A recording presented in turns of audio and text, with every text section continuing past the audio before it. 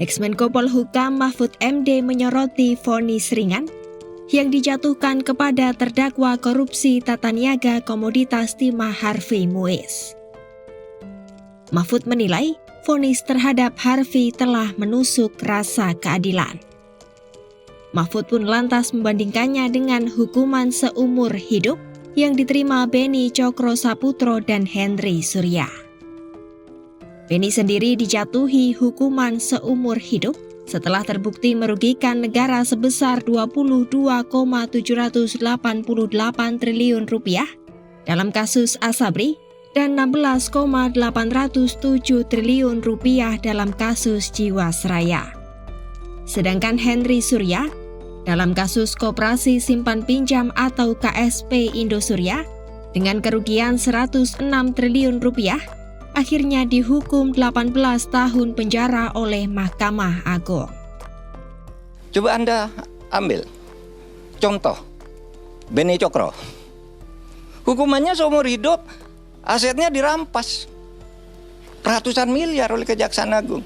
Henry Surya semula dibebaskan di pengadilan negeri. Kita tidak terima, langsung kasasi atau dituntut lagi dari kasus lain. Naik, ya. Si Henry Surya ini semula bebas, kita langsung ke kasasi menjadi 18 tahun penjara. Hartanya juga diambil. Sudah disita oleh kepolisian lebih dulu. Atas perbandingan itu, Mahfud menyebut vonis kepada Harvey Muiz sangat tidak adil. Mahfud mengkritik vonis terhadap Harvey tidak proporsional. Sebab dari nilai kerugian 300 triliun rupiah, uang pengganti yang dibebankan kepada Harvey hanya sekitar 0,07%. Yang menggarung kekayaan negara 300 triliun hanya diambil 210.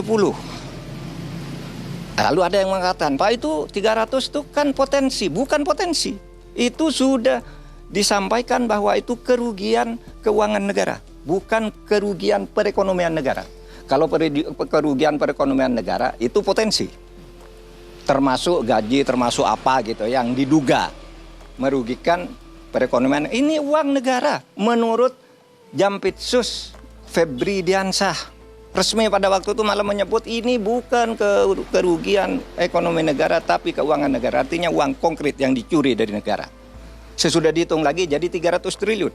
Hanya dikabulkan perampasannya 210 ditambah denda 1 miliar berarti 211. Ini sungguh tidak adil.